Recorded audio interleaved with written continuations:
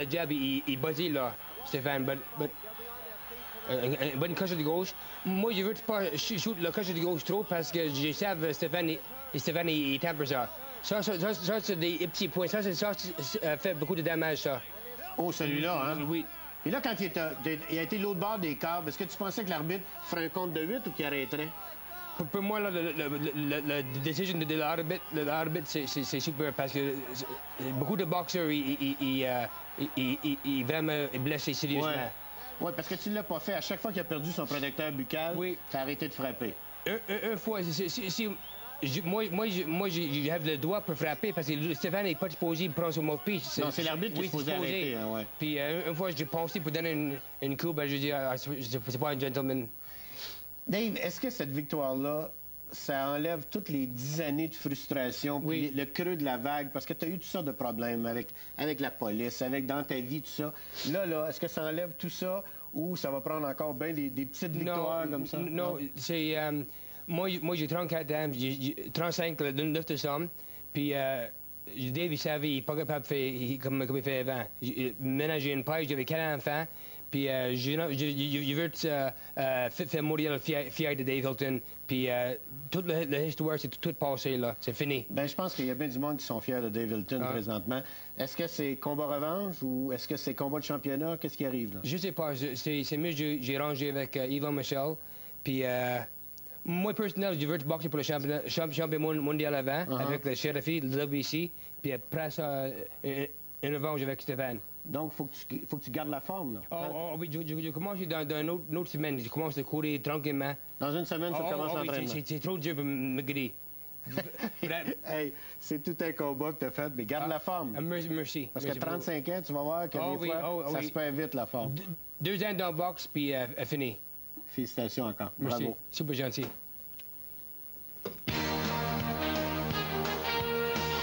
On va l'avoir, la réponse d'Yvon Michel, parce qu'il va être avec nous immédiatement après. Et il semblerait que Stéphane est prêt pour la revanche.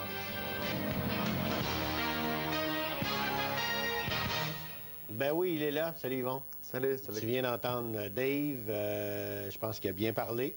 Il a parlé vite, mais il a bien parlé. Si tu oublies, si tu veux, la défaite de Stéphane, j'ai l'impression que ta soirée, tu dois être très, très, très content comment ça s'est déroulé. Oui, absolument. C'est une soirée qui va demeurer dans les annales de l'histoire du sport au Québec comme un fait marquant, comme quelque chose qu'on n'oubliera pas. Et tout le monde, en fait, il n'y a pas beaucoup de Québécois qui n'étaient pas pris, qui n'étaient pas embarqués, que ce soit des gens qui n'avaient jamais, excuse-moi, qui n'avaient jamais suivi la boxe, qui n'étaient pas au courant de ce que c'était, mais tout le monde voulait savoir ce qui était pour se passer dans ce combat. Et tout le monde voulait avoir les résultats après. Tu en as vu beaucoup de combats, ça c'est évident. Est-ce que c'est vrai qu'ESPN considère que c'est un des meilleurs combats de l'année, en tout cas? En fait, ils considèrent que c'est le meilleur combat qu'ils ont présenté de cette année et ils vont pousser ce combat auprès des chroniqueurs sportifs d'Amérique pour qu'il soit considéré comme le combat de l'année. Meilleur qu'Arturo Gatti. En fait, ça va être probablement le Gatti ou celui-là qui va passer. Est-ce que c'est vrai que Stéphane t'a pas écouté avant la 12e ronde? Disons, c'est vrai qu'il n'a pas fait ce que j'aurais voulu qu'il fasse. J'aurais voulu qu'il soit un peu plus prudent. J'aurais voulu qu'il ait... Toi, tu disais qu'il était en avant au point? Oui. J'étais confiant, j'étais convaincu que c'était le cas. D'ailleurs, après le 10e, je lui ai dit, parce que Dave retenait à l'intérieur, donc je lui disais, quand il te retient, n'essaie pas de lutter avec lui, de débattre parce que tu vas perdre l'énergie. Reste cool, puis contre-attaque. Va pas l'attaquer, contre-attaque autour de ton jab. Puis, mais Stéphane, on en a jasé par après, il était convaincu qu'il était capable de l'arrêter. Il était convaincu qu'il avait encore la force nécessaire pour ça. Oui, mais il y avait tellement de choses après s'il gagnait que même si c'est dans sa nature, il aurait peut-être dû t'écouter. Le protecteur buccal, je veux dire, tout le monde me dit, il n'y a pas le droit de le prendre, c'est de l'arbitre. Et pourtant, il l'a fait bien des fois. Absolument. C'est une erreur presque de novice, quelque chose qu'il n'aurait pas dû faire.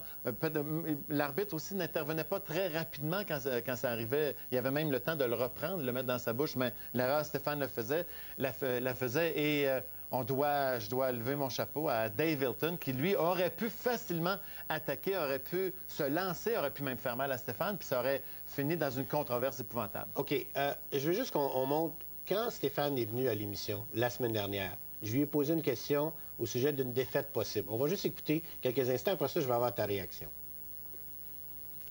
Mais as-tu des plans A, des plans B? Ce que je veux dire par là, c'est que si par hasard tu perds, puis Dieu sait que tu veux pas perdre, là, mais tu te dis, mais ça a été tellement serré que je peux continuer, ou ben non, défaite, c'est défaite, puis ton plan est déjà décidé. Défaite, c'est défaite, mon plan est déjà décidé. J'ai des projets, ça fait longtemps. Ça serait, disons, des projets prématurés. Si on sait que des choses sont prématurées, c'est toujours plus long à décoller. Tu pensais de faire ça après ta carrière de boxeur, puis là, tu commencerais tout de suite. C'est ça, il faudrait que je commence tout de suite. Défaite, c'est défaite. Puis même, j'ai dit, c'est un combat serré. Et là, j'apprends que défaite, c'est pas défaite, c'est combat-revanche. C'est ça, la décision? En fait, il aimerait obtenir un combat-revanche. On ne pourra pas lui en tenir rigueur. Ah non, je suis bien heureux qu'il ne prenne pas sa retraite. Mais ce que je veux dire, c'est est-ce qu'il y a un combat-revanche? Il va falloir négocier tout ça, il va falloir discuter tout ça. Je dois rencontrer justement Dave Hilton demain, je dois rencontrer Stéphane la semaine prochaine. Dans le cas de Stéphane, il veut un combat revanche, est-ce qu'il est prêt aussi à faire? Mais Hilton veut un combat de championnat avant. Hilton veut un combat de championnat, mais ça, c'est pas évident non plus. Quand on pense, puis là, c'est pas parce qu'on ne voudra pas lui donner, mais Hassan Chérifi, qui est le champion de la WBC, et chez les 160 livres, doit donner son prochain combat contre l'aspirant obligatoire l'aspirant le plus élevé. Il est en défense obligatoire. Donc, Dave Hilton, malheureusement, n'aura pas monté aussi haut. Si Stéphane n'est plus disponible, ça va être le deuxième, et ainsi de suite. Donc, Chérifi va faire ce combat-là, et après ça... et ça prendrait trop de temps, avant... la revanche serait trop loin. Oui, c'est ça, exactement. Il n'est pas impossible qu'on trouve pour Dave Hilton un autre combat de championnat du monde. Il y a plusieurs scénarios. Peut-être que je reviendrai, je vous en parlerai. Bien, sûrement, mais je sais que le scénario combat-revanche, ça ferait pas mal d'argent pour tout le monde. Merci beaucoup. Merci. Et pour Stéphane Ouellet et Dave Hilton. Pour Éric Lucas, un combat qu'il ne pouvait pas échapper au centre Molson. Fini les déclarations choc, fini les commentaires provocateurs et aussi les prédictions hasardeuses. Stéphane Ouellet et Dave Hilton allaient s'expliquer sur le ring, et ce, au grand plaisir des amateurs de boxe québécois. L'affrontement mettait à l'enjeu le championnat canadien des poids moyens. Établi favori par la plupart des experts, Stéphane Ouellet peut aussi compter sur l'appui du public. Les deux boxeurs font preuve d'une parfaite concentration et regardez le feu dans les yeux de Hilton. Hilton n'est pas du tout intimidé. Les deux premiers rounds tournent d'ailleurs à son avantage. L'aîné des Fighting Hilton continue d'attaquer comme en fait foi cette série de 3 jabs. Le boxeur Jonquière Roy serait saisi au 4e assaut et place une gauche qui touche Hilton. Le 6e round est chaudement disputé. Les deux pugilistes n'hésitent pas à se porter à l'attaque. La foule apprécie le spectacle. Ouellet est coupé à l'arcade sourcilière gauche et il a le nez cassé. Les deux boxeurs donnent tout un spectacle. Les 7e et 8e rounds sont des plus excitants. Léger avantage Hilton. Ni Ouellet ni Hilton ne veut céder. On s'attaque à tour de rôle. Le combat se transforme presque en bagarre de rue. On se retrouve au 12e et décisif round. Stéphane Ouellet se retrouve dans les câbles. Avec 18 secondes à faire, l'arbitre met fin au combat. Dave Hilton cause la surprise en remportant ce duel de titans. Hilton est le nouveau champion canadien des poids moyens. Les 15 650 amateurs présents en ont eu pour leur argent. Un combat d'une rare intensité au cours duquel Stéphane Ouellet dominait l'engagement non sans difficulté, du moins au point.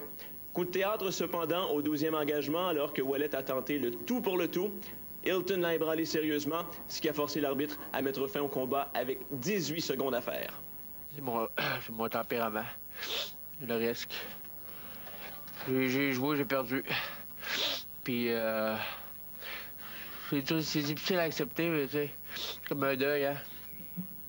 Fait que j'ai risqué, c'est mon tempérament qui est comme ça. Il y avait un très bon jab sec. Pas que ça vient. For now, my nose is tired. He's tough though. He's the quarter car. He's got very fast hand. Je crois que le monde a dit avant. Stéphane has the heavy, the man rapid. I knew my jab was the one that hurt him all the time. Every time I hit him, I know it hurt him because he'd go back. Laisse-lui frapper. Puis I knew j'avais 3 rounds parce que le dernier 3 rounds, je veux finir foul. So j'ai pris le coup de lui. Puis après ça, je veux finir foul. Quel est l'avenir des deux boxeurs? Voilà la grande question. Est-ce que Stéphane Ouellet prendra sa retraite? Est-ce que Dave Hilton accordera un combat revanche au Jonquière Roy? Nous en saurons un peu plus long ce midi lors d'une conférence de presse au Casino de Montréal, alors qu'il y aura la remise des bourses. Ici Daniel Melançon.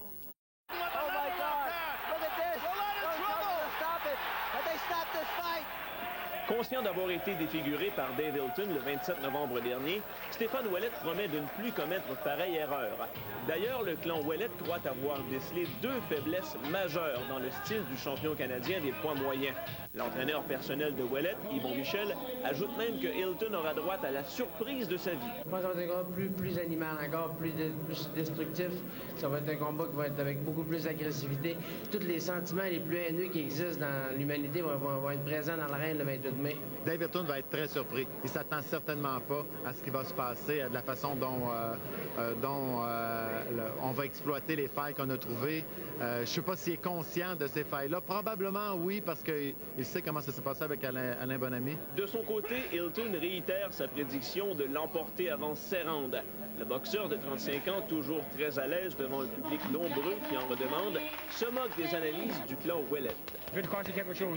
La dernière fois, c'est la neige, je vais te casser peut-être un mâchoire, une caule, quelque chose. Peut-être une jambe. Si la première bataille entre les deux hommes a été mémorable, la seconde fait déjà rêver. Souhaitons qu'on aura droit à un spectacle tout aussi éblouissant. Ici Daniel Melançon, à Montréal. Beaucoup de changements depuis le mois de novembre. Et Daniel Melançon va nous parler de quelques aspects à considérer avant le début du combat.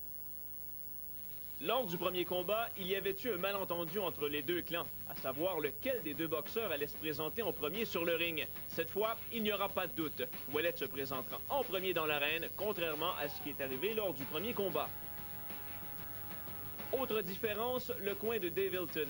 Le 27 novembre, Hilton était conseillé par Chuck Talamy, mais Talamy ne sera pas de retour. Hilton a préféré retourner avec son père Dave Senior. Il pourra compter également sur la présence de son frère Alex.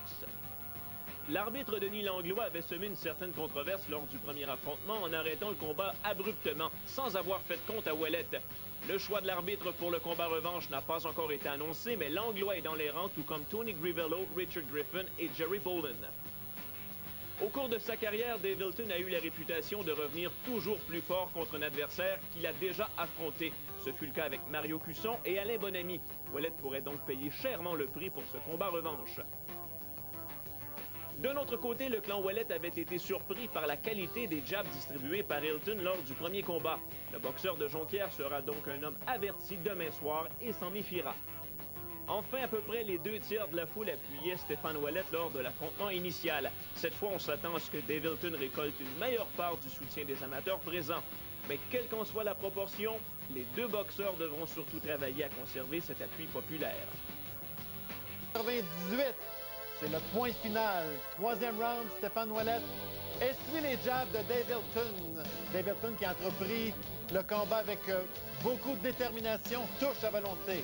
Sixième round, Stéphane Ouellet maintenant a repris son rythme depuis le quatrième, mais c'est au tour de Dave Hilton d'essuyer les coups.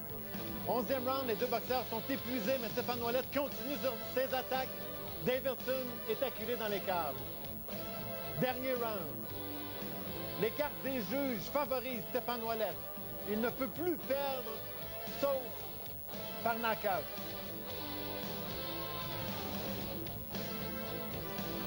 Main droite solide. Stéphane Ouellet est un peu perdu. Dave Hilton en profite. Continue ses attaques. Ouellet tente de retenir. Perd son protecteur buccal. Il est poussé à l'extérieur des câbles. L'arbitre surveille attentivement. Deux mains droites consécutives. Et le premier combat est terminé. Dave Hilton devient champion canadien des poids moyens.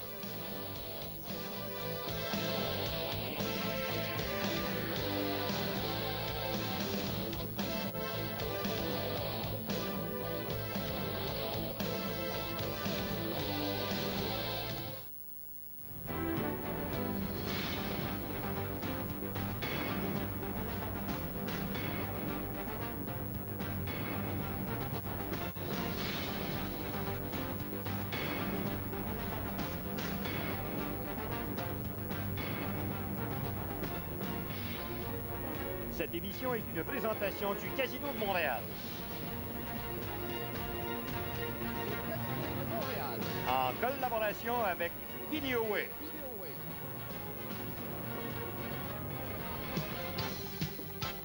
Aujourd'hui, du centre Molson à Montréal, c'est l'ultime verdict. C'est Dave Hilton ou Stéphane Ouellet pour le championnat canadien des poids moyens et une place de choix sur la scène internationale. Et dans un autre combat, pour le championnat NABF des lourds légers, Sayad Abdou-Al-Aziz affronte le cowboy Dale Brown. Et on vous souhaite la bienvenue, mesdames, messieurs, à mes côtés, cowboy Yvon, Michel. Comment allez-vous, M. Michel? Ça va bien, Jean-Paul? Et ça fait longtemps que vous en entendez parler, vous l'avez lu dans les journaux, vous l'avez entendu à la radio, vous avez entendu les commentaires des ex-champions chez nous et ainsi de suite. Aujourd'hui, nous allons vous présenter, après quoi, 8 semaines d'embargo? À peu près, oui. Exactement. Dave Hilton et Stéphane Ouellet, 2. Tu vas nous donner tes commentaires parce qu'on va vous parler aussi du combat que nous avons entre Dale Brown et M. Aziz. Mais Ouellet et Dave Hilton. En fait, le premier combat avait tellement été enlevant. Un combat qui nous avait démontré 2 guerriers, 2 bons boxeurs. Un combat qui va certainement faire les annales dans l'histoire de la boxe canadienne. Et on s'attendait à ce que le deuxième affrontement soit aussi bon, mais avec aussi intensif, c'est ça, mais avec un Stéphane Ouellet mieux préparé, donc peut-être avec une meilleure stratégie aussi, donc un Stéphane Ouellet qui aurait peut-être, en fait, qui avait les meilleurs outils, ou de 2 meilleurs outils, pour dominer cet affrontement. Mais ça n'a pas été tout à fait comme ça, parce que Dave Hilton, lui aussi, s'était bien préparé, et la différence entre les deux aura été certainement la préparation mentale. En somme, c'est un peu ce qui est arrivé, c'est que la plupart des gens croyaient que Stéphane Ouellet arriverait mieux préparé que dans le premier combat. Et c'était le cas. Et c'était le cas. Bon, physiquement, c'était le cas. Mais ce que les gens ne savaient pas, c'est que Dave Hilton serait le même Dave Hilton du premier combat, mais à la 8e puissance. Oui, ou presque. En fait, après sa victoire in extremis, il faut bien le dire, au mois de novembre 1998, il a pris beaucoup de confiance. Il a tenté de faire croire à tout le monde et à Stéphane Ouellet lui-même que, selon ses propres termes, que le mal était déjà fait. Il a réussi à le croire et jusqu'à un certain point, ça a certainement joué aussi sur le moral de Stéphane. Et donc, Stéphane Ouellet, comme on va voir, ne s'est pas présenté de la même façon, n'a peut-être pas été, n'avait pas, lui, la confiance qu'on aurait cru qu'il aurait eu. On a porté beaucoup d'attention sur l'entrée des 2 pugilistes en scène. Par exemple, l'entrée de Dave Hilton, l'entrée de Stéphane Ouellet. Et je vous invite tout de suite à y penser très sérieusement. Vous regardez de quelle façon les deux se sont ziotés. Permettez-moi le terme, là. Se sont ziotés. Et vous allez constater que dès là, je pense que Dave Hilton était supérieur à son rival. Oui, peut-être, mais je ne suis pas convaincu. De toute façon, Stéphane Ouellet avait besoin de quelques rounds pour pouvoir réellement démarrer. Et malheureusement, il ne les a jamais eus. Bon, ben là, écoutez, on va vous laisser votre opinion à vous, parce qu'on a un autre combat. Il y a Cowboy Dale Brown, tout de même, qui est là et qui va affronter Sayad Abdou-Al-Aziz. Aziz, qui est tout de même une sorte de vétéran, qui a déjà affronté des bons boxeurs, notamment des gars de chez nous.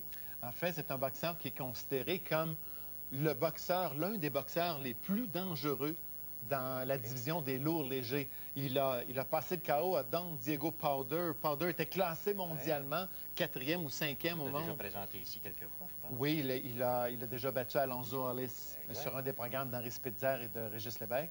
Il a aussi fait un match nul avec le Cubain Eliseo Castillo. Donc, un boxeur qui a beaucoup d'expérience, un vétéran, un boxeur dangereux, contre Dale Brown qui, lui, doit protéger sa position d'aspirant numéro 1 au monde à la WBC et évidemment aussi son titre de la NABF. Et qui n'a jamais été battu. Il faut toujours admettre une chose. Dans le cas de Dale Brown, maintenant, j'ai peut-être le temps de te poser la question. Dans le moment pour Dale Brown, qu'est-ce qu'on voit dans l'avenir? Est-ce qu'on l'envoie un peu plus haut? Il semblait, la dernière fois que je l'ai vu, c'était un tournoi de golf. Il est tout près, très près d'un combat de championnat du monde. Ouais. Il est probablement quelque part à l'automne. Bon. Alors, je peux peut-être vous amener à poser la question. J'espère qu'elle est facile. On est en plein été. Hein? Une question très facile, oui. Lorsque Joe Louis et Rocky Marciano se sont affrontés, c'était en octobre 51. Lequel était le champion du monde de la division des poids lourds? Ce soir-là, je me souviens d'avoir écouté à la radio le combat de boxe et je peux te dire que on avait la chair de poule parce que Joe Louis, c'était notre Stéphane Ouellette du temps, pour ceux qui aimaient la boxe. Et Rocky Marciano a fait son Et Rocky Hilton. Marciano, oui, il a fait son... Oui, je pense que c'est arrivé au 6e round et on pouvait pas, c'était Don Dunphy qui était l'annonceur. Pareil comme si c'était hier. Écoute, est-ce que tu es prêt pour le combat de Dale Brown? Oui, je pense que absolument. lui-même est très prêt à monter sur le ring. Alors, cherchez les croustilles puis les boissons gazeuses où vous pouvez faire la même chose, mesdames et messieurs, parce que à partir de, dans l'espace de 1 minute, ne bougez plus de votre siège parce que enfin vous allez avoir cet ultime combat. Et ça, c'est la revanche entre Dave Hilton et Stéphane Ouellette. Naturellement, tout le monde connaît le résultat de ce combat, puisque ça fait déjà quelque temps, 8 semaines, pour ne pas dire, qu'il a été livré. Mais il reste, c'est de la façon dont ça s'est fait, et vous allez vous apercevoir que c'était un combat qui... il y a eu de l'action. En fait, il y a eu de l'action, il y a eu beaucoup d'émotions. C'était à couper au couteau quand on est monté sur le ring, en fait, avec la foule, les acclamations. Hilton qui était hué, et Hilton qui est monté sur le ring très confiant, qui a pris beaucoup de terrain, beaucoup de territoire. Stéphane, peut-être qui était un peu plus conservateur, mais il reste que c'est... Stéphane, ce qu'il a fait en montant sur le ring, ce qu'il a fait, c'est la même chose qu'il fait habituellement. C'est pas un gars extrêmement exubérant. C'est un gars qui monte, qui se concentre et qui commence malheureusement lentement habituellement. J'ai marqué un nom. Dans le cas de Hilton, ça m'a rappelé les beaux jours de Eddie Mello. Il est arrivé sur le ring et a fait, permettez-moi encore une fois, le genre. Et puis, ça a été de bonne guerre pour lui. La foule, tout de suite, l'a hué. Vous allez vous apercevoir qu'il y avait tellement d'émotions qu'on ne savait pas exactement ce qui était pour se passer. En fait, vous allez remarquer aussi, à un moment donné, Stéphane Ouellette va être présenté et c'est Dave Hilton qui va lever les bras parce qu'il y avait tellement de bruit sur le ring qu'on ne comprenait pas bien. Et Hilton croyait que c'était son nom qui venait être présenté. Mais quand il a entendu les huées, par la suite, il a dit à son père, « Ah, cette fois-ci, c'est là que c'est moi qui ferai. » Regardez bien ça. Vous allez constater aussi que dans le cas de Hilton, ça s'est fait assez bien, ça s'est fait assez facilement. Mais dans le moment, il faudrait se demander où est-ce qu'il s'en va, là, lui, là, tu sais. Il faudrait se demander après le combat. Oui, après le combat, mais c'est parce qu'à venir jusqu'à maintenant, il n'y a absolument rien eu. On n'a pas eu de, tu sais, d'habitude, un gars peut être flamboyant, arriver avec des sorties à l'emporte-pièce à la télévision. Il n'y en a pas eu. Du côté de Stéphane Ouellette, lui aussi, c'est très calme. Il était 3e au début du combat, 3e WBC, en fait, sur le 3e à NABL. Oui, c'est ça. Et Dave Hilton, lui, était 9e à la WBC. Il n'était pas dans les classements de la WBA, mais il est apparu suite à ce combat. Vous êtes prêts? Les autres aussi. On retourne au centre Molson pour le championnat canadien. Le champion, c'est Dave Hilton. L'aspirant, c'est Stéphane Ouellette. Les juges, the judges, M. André Bidégaré, M. Sylvain Leblanc et M. Émilien Nadeau. Pour saluer les milliers de téléspectateurs américains qui se sont aussi joints à nous plus tôt sur le réseau ESPN2 et pour leur confirmer à eux tous ensemble qu'ici, au centre Molson, nous sommes maintenant plus que prêts pour l'ultime verdict.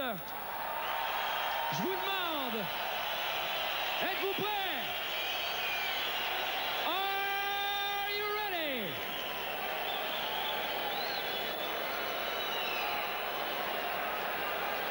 Un combat pour le championnat canadien des poids moyens. This is the Canadian middleweight title fight.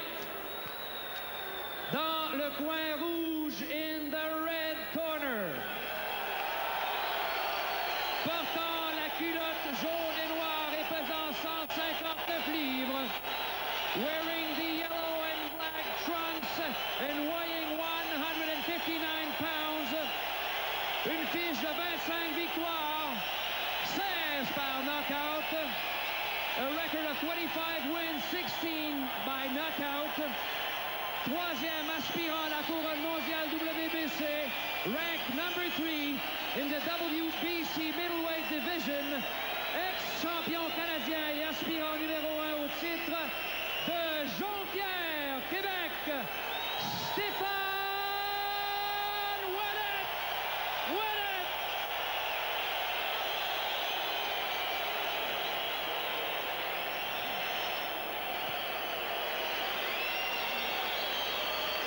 Dans le coin bleu, in the blue corner, portant la culotte blanche et rouge et pesant 157 livres, wearing the white and red fronts and weighing 157 pounds, une fiche de 36 victoires, 25 par knockout, une seule défaite, a record of 36 wins, 25 knockouts, 1 loss.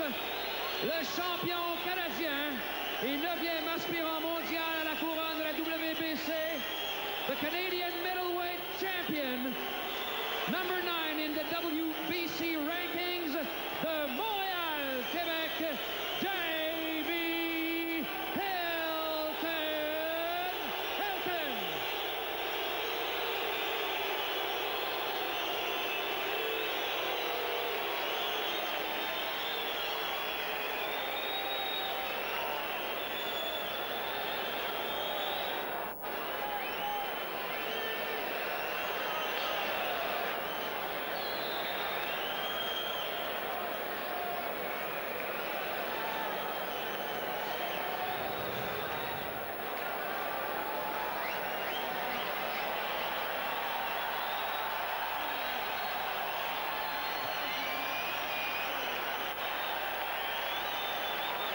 J'aurais voulu vous amener, ou tout au moins vous faire entendre les paroles de l'arbitre, M. Tony Quiverlo, mais il y a tellement de bruit, l'atmosphère est tellement surchargée qu'il est impossible. Alors voici les règlements canadiens. En fait, il n'y a pas le règlement de 3 chutes au plancher dans un round. 10 points obligatoires. Juste, ce qui est encore plus important, quand on a vu les deux boxeurs se regarder dans les yeux, Jean-Paul, moi, j'ai rien décelé dans les yeux de Stéphane qui peuvent laisser croire qu'il craint Dave Hilton. Je suis convaincu que Stéphane Ouellet n'a aucune crainte de Dave Hilton. C'est arrivé ce qui est arrivé, est arrivé. Hilton n'a pas de crainte de Ouellet non plus, mais il s'est installé comme il le fait habituellement.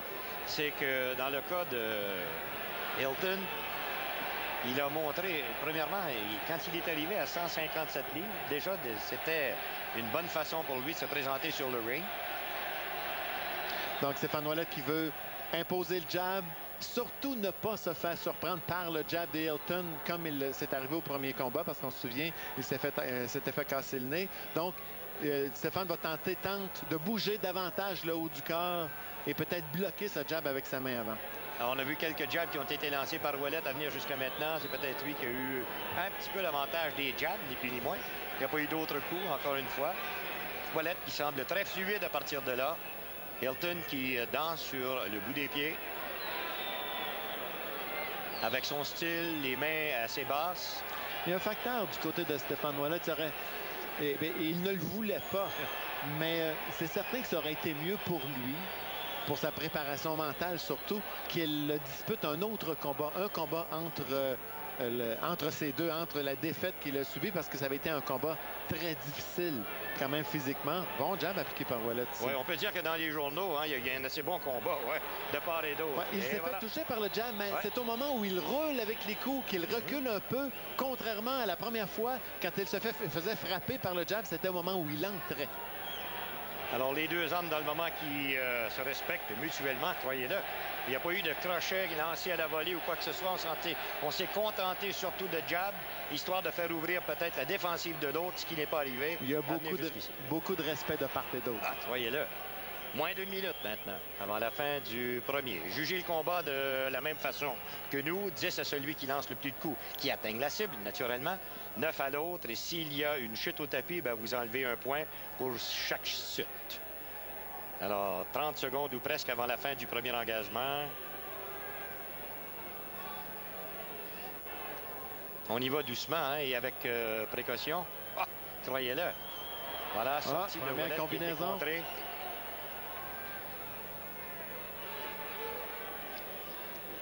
Alors, la tactique que vous y aviez donnée à Ouellet, c'était de faire ce qu'il fait présentement, contrôler l'action, éviter les coups de puissance de Hilton. Bon, écoutez, on est à quelques secondes près de la fin du premier engagement. On va se reposer une minute. Allons-y, messieurs. On peut... Comme ça, il va sauter, venir par par-dessus. Autre chose. autour de ton jab, je veux qu'on chante tes power punch sur ton corps. OK? Il bouge bien. En haut, c'est parfait. Cours pas après. Là, tu cours en arrière de lui. Reste de côté.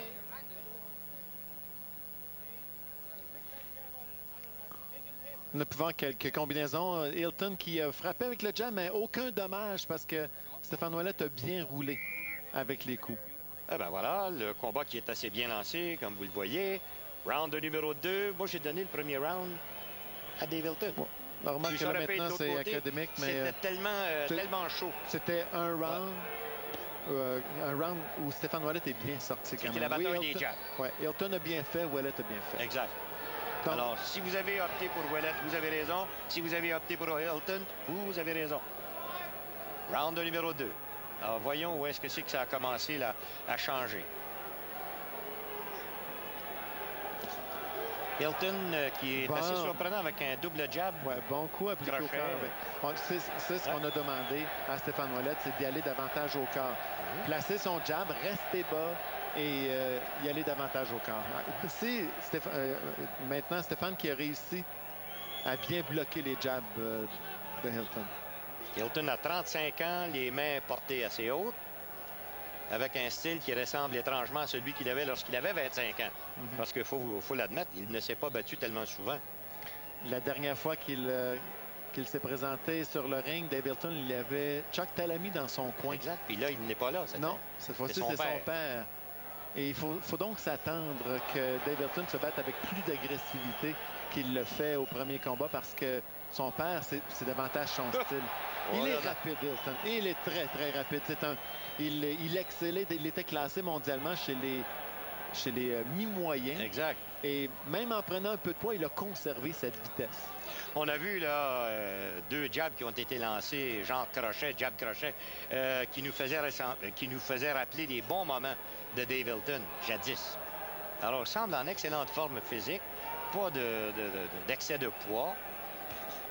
Voilà, Ouellet qui lance des deux mains, les combinaisons, mais ça n'a pas atteint la cible. Hilton qui laisse venir Ouellet à lui. Maintenant, Ouellet qui amène Hilton dans le coin. Et vous voyez au moindre signal, hein, la foule qui réagit tout de suite. 1 minute maintenant avant la fin de ce deuxième engagement. Alors, comme vous voyez, l'avenir jusqu'à maintenant, combat qui est très égal.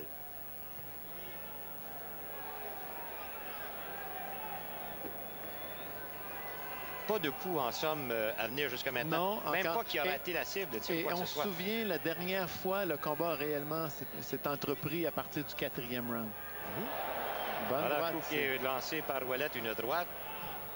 Tony Crivello qui surveille les moindres gestes. Voilà, bon coup appliqué au corps par Stéphane. Et regarde bien, pour le reste du round, Dave Hilton ne va rien faire, va se déplacer, va retenir, parce qu'il m'a avoué après le combat que ce crochet au corps lui avait fait mal. Encore, regarde, Dave Hilton fait semblant d'attaquer, mais ne lance rien. Pas de coup. Pas de coup, et Stéphane n'en a pas profité, n'a pas été opportuniste. Encore une fois, Hilton ne lance rien, à peu près rien depuis ce coup au corps. Et voilà. Donc, tu as raison, on n'en a jamais profité de ce coup-là. Hein? Non, jamais Stéphane en a profité, mais c'était peut-être assez. Et là, tu lui dis quoi?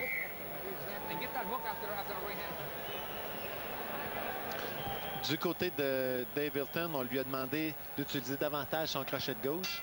Et dans le coin, on s'en est bien rendu compte que ça allait bien avec Stéphane Ouellet quand il y allait au quart. Donc, mettre un peu plus d'action. On avait demandé à Stéphane, à chaque round, il faut que tu réussisses à tenter de lui faire mal, et de le retenir, parce que Stéphane a tendance à être trop, je dirais, honnête sur un ring. Oui. Et il l'a pas fait jusqu'à présent, le retenir, mais il a tenté une combinaison de puissance à la toute fin du dernier round. Les coups qui sont secs de part et d'autre. Oh, bon crochet encore appliqué par Stéphane. Les deux encore mains une fois. qui sont actives. Hilton qui se tient bien droit. C'est vrai ce que tu as dit tout à l'heure. Après un coup à la cage thoracique, il a été une vingtaine de secondes sans riposte, absolument. Oui. Ben d'accord. Il a très bien caché son jeu. Hilton, dont, voilà, bon crochet qui est lancé aux côtes par Hilton. Ça, c'est une position dangereuse que Stéphane vient de faire, c'est-à-dire y aller nonchalamment. Surtout contre Dave Hilton. Oui, en sortant d'un corps à corps. Hilton qui a baissé les mains quelque peu maintenant. Jab, jab, chacun. Je t'en donne un, tu m'en donnes un. Et voilà, crochet de la gauche qui a été bien appliqué par Hilton, bien absorbé par Ouellet. Ça n'a pas paru, en tout cas. Pour deux boxeurs, c'est Jean-Paul qui ont prétendu... C'est pas juste une prétention. Deux boxeurs, deux personnes qui s'aiment pas. Ils sont très disciplinés. Ils boxent. Dave Hilton est très discipliné et Stéphane Ouellet, la même chose. Ah. Bon crochet, mais... Et ensuite à la tête. Ils ne s'aiment pas, mais j'ai l'impression qu'aujourd'hui, ils se respectent énormément. Ah, sûrement. Écoute... Et voilà. On s'aperçoit que Ouellet veut mélanger. Hilton qui laisse tomber à l'occasion le bras gauche. 1 minute avant la fin du troisième. Oh, encore droite, là, la droite qui a été lancée par Ouellet pendant que Hilton y allait d'une gauche au corps. Ouais. Jusqu'à présent, dans ce round, Stéphane serait peut-être en avance. C'est son meilleur round à venir jusqu'à maintenant pour Ouellet. Mais c'est pas exactement de cette façon que ça va finir. À la cage thoracique. Bien appliqué. Tony Crivello qui sépare les deux hommes. La gauche, Ouellet qui titube. Et voilà la combinaison 1, 2, 3, 4. Et au tapis se retrouve Stéphane Ouellet. Oh, sonné d'aplomb. Et avec difficulté, il se relève. Et l'arbitre, tout de suite, constate que ça ne sert absolument à rien. Il est complètement, là, disons, assommé. Et on va certainement revoir cette reprise. Dave Hilton qui a été, lui, très opportuniste. On appelle ça l'instinct du tueur. Aussitôt qu'il a eu la chance. Ouais. Il a ébranlé Stéphane Ouellet d'un crochet. Et là, vous verrez, regardez bien la reprise. Il va faire un sourire. Il va prendre le temps de faire un sourire. Ensuite, lancer les deux combinaisons. Exact. Deux combinaisons qui vont terminer le travail. Exact. Il était opportuniste. Il a eu l'instinct. Il était... presque arrogant. Mais remarquez, il est on aperçoit le gagnant, c'est son frère Stéphane. Voilà. Oh, belle combinaison. Qu'il a été rapide là-dessus. Aussitôt qu'il a vu que Ouellet avait titubé quelque peu, qu'il était en péril, à ce moment-là, il est revenu avec des coups comme on connaissait ses coups jadis. Et voilà, Stéphane maintenant qui est revenu. Oui, qui n'a pas été blessé sérieusement, mais tout de même... En fait, heureusement. Un combat qui laisse beaucoup moins de cicatrices physiques que la dernière fois, mais des cicatrices mentales beaucoup plus fortes. On peut voir comment ça va se passer. Regardez bien. Le crochet, regardez bien le sourire de Dave Hilton. Sourire et ensuite... Autre crochet, la droite maintenant. Double combinaison. Et la main droite qui n'a pas donné... C'est une vraie. Qui n'a donné aucune chance. Et donc, si vous allez au plancher, Jean-Paul, suite à un coup de poing, vous pouvez vous relever. Mais c'est très rare, vous pouvez vous relever après 5 coups appliqués, comme Stéphane Ouellet les a reçus. Il a réussi à se lever debout, mais évidemment, il n'était pas encore revenu. Et là, on peut voir la déception qui se lit dans tout, pour tout, non seulement pour Stéphane, mais pour tous les gens, tout son coin et tous les gens qui le supportaient. Et ça... Là, on pourra dire maintenant, trouver toutes sortes d'analyses pour dire oui, pas prêt mentalement, pas ça.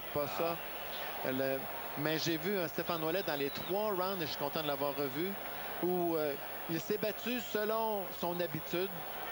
Mais le coup, et ce qui est encore plus... On a vu le sourire encore.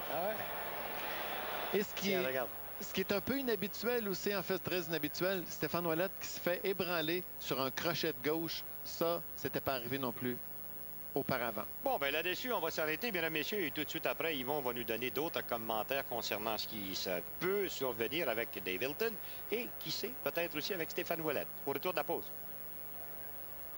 Il y a des difficultés. Le sourire, 2 autres, 3, et là, la fin, ce crochet de la droite. Charles-André Marchand. Tu avais promis une victoire plus rapide que la dernière fois, un knockout rapide, t'as tenu promesse. Lève mon chapeau, mon père, là, parce qu'il y a un très très fort, j'ai couru 5-6 000, et même des types, beaux sparring partners, des gars de Pennsylvania. Puis je lève mon camp de Stéphane, mais moi, je sais, quand moi, j'ai une femme, j'ai un supérieur box de Stéphane. Je sais, c'est juste quand j'ai pas une femme, j'ai toujours pas l'air bien, puis slow. Mais quand j'ai une femme, forme et active là, j'ai encore là. Tu n'as pas été habitué souvent d'arriver devant le public montréalais et de te faire huer à ton entrée. Est-ce que ça t'a motivé? Est-ce que ça a été difficile pour toi d'accepter ça? Non, pas en tout. Pour moi, j'ai compté avec le monde. Le monde est bien correct avec moi. J'ai les coupes de boue. Ça, c'est la vie de boxe. Steven, c'est un très bon boxeur puis un grand idéal ici des Québécois. Puis j'ai prouvé, j'ai pris la place de lui. Puis juste pas aspirant, je monte plus en haut, pas 9e ou 8e. J'ai prouvé, il y en a qui le premier aspirant ou le 3e aspirant mondial. Puis Klaus-moi comme j'ai supposé. Et il se passe quoi maintenant pour Dave Hilton? Excusez? C'est quoi la prochaine étape pour Dave Hilton? On dit le boss. I'm going to sit and talk it over first. Merci beaucoup. Demander au boss. En somme, demander à son père. Mais il faudrait peut-être demander à toi, il y a quoi pour Dave Hilton maintenant? En fait, Dave Hilton, oui, il y a tout l'avenir devant lui, je dirais. Sincèrement, de la façon dont il s'est comporté contre Stéphane Ouellet, il pourrait faire mal, il pourrait réellement peut-être surprendre bien des boxeurs. Et certains de ces boxeurs sont ceux qui sont champions présentement. On va présenter justement la liste. Tiens, vous pouvez faire votre choix. Et on pourrait l'opposer, là c'est une question d'argent, mais on l'opposer à peu près à n'importe quel champion. Ça, c'est les champions des poids moyens. William Joppy ou Keith Holmes, on a des possibilités. On pourrait aussi l'opposer à Bernard Hopkins. Mais son père me dit qu'il préférait qu'il soit opposé à des champions de la division des super mi-moyens, qui pourraient être David Reed, Javier Castillo. Castillo se bat, lui, contre... il y a déjà un contrat pour en décembre contre parce que je veux dire, Oscar de la Hoya ou Fernando Vargas. 17 victoires, 17 knockouts. On a de façon précise... Celui qu'il pourrait éventuellement, c'est qui? David Reed. Et d'ailleurs, on a une offre précise pour David Reed. On a déjà soumis une offre à Dave Hilton et on attend sa réponse. Il y aurait peut-être une possibilité aussi, d'un moment donné, de se battre contre Éric Lucas. Régis Lévesque parlait d'Arturo Gatti, mais Arturo Gatti se bat à 135-140 livres, donc je ne vois pas comment on pourrait faire ce combat-là. Mais il y a plusieurs possibilités. Là, maintenant, la balle est dans le coin de Dave Hilton. Bon, bien maintenant que vous avez tout vu, vous avez tout entendu, si on y allait avec la réponse à la question que tu nous as posée au tout début, parce que c'était une assez bonne question, hein? Lorsque Joe Louis et Rocky Marciano se sont affrontés, lequel était le champion du monde de la division des poids lourds? Mais la réponse est aucun des deux. Le champion était Jersey Joe Walcott depuis sa victoire sur Heather Charles le 18 juillet 1951. Et le combat Marciano et Joe Louis s'est passé au mois d'octobre 51. Et dans ce temps-là, au Canada, en tout cas, il n'y avait pas de télévision. On écoutait ça à la radio, l'oreille dans la radio, comme il disait dans ce temps-là.